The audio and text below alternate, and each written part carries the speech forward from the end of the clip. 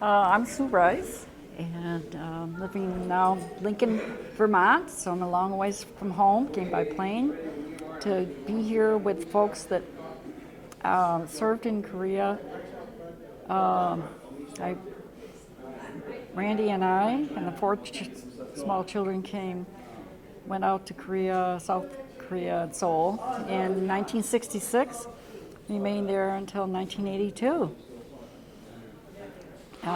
I took up to sixth level in language, and so I thought I would have been frustrated not being able to speak. And through the God's grace, I was able to get into working with young women through what was then called House of Grace, but now 8-on-1, named after Eleanor Van Lierop, working a residential program for young women.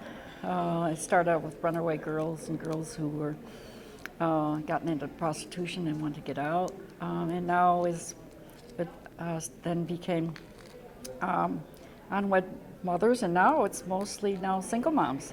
Now the law has changed, and single women can raise their own children. So I feel good about the work I did in that area, and then plus I worked with Amerasian young people who could prove that their fathers were American and were able to get green cards in 1982 and came to the United States. So that was through the International Human Assistance Program.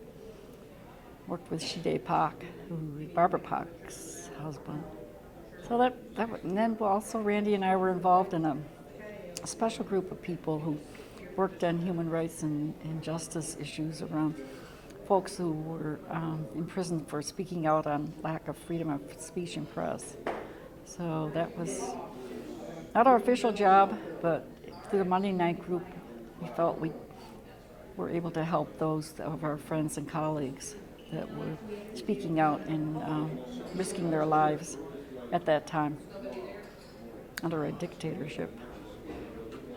I think of a funny story with Randy, it keeps coming to my mind, is that we lived in Pukayondong, which was a neighborhood, we lived in a Korean neighborhood, 68 to 70, and while we were there, Randy was asked by the evangelist to come meet him at a bus stop, and there'd be a car waiting for him.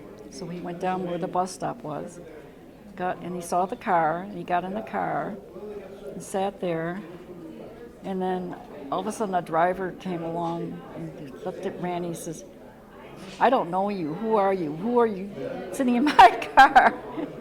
It turned out he was in somebody else's car. So that kind of thing, that with language barriers and sometimes not knowing what we're getting into can happen. I think our family always had a good sense of humor about all the things that did happen to us, and I'm really happy that I could take four small children who are now adults and learn from the experience and go on with their present lives now and whatever they do that's probably related to their experiences from the past living in Korea. It was a wonderful country to be in. People were so hospitable. I'd say we had Korean students in and out of our home all those years. That wonderful group of students. 5 of them became ministers, ordained ministers. Most women are elders. One woman's a minister now. So those are kind of the fruit of that care.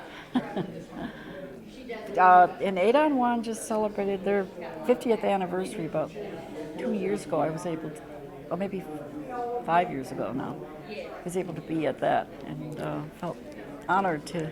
I was the director, about the third director, Eleanor Van Lierop, and then Lee Myung-hoon, Professor Lee Myung-hoon, and then I was director for a year, and then decided it should be a Korean social worker who should take the job, and passed the baton on to her.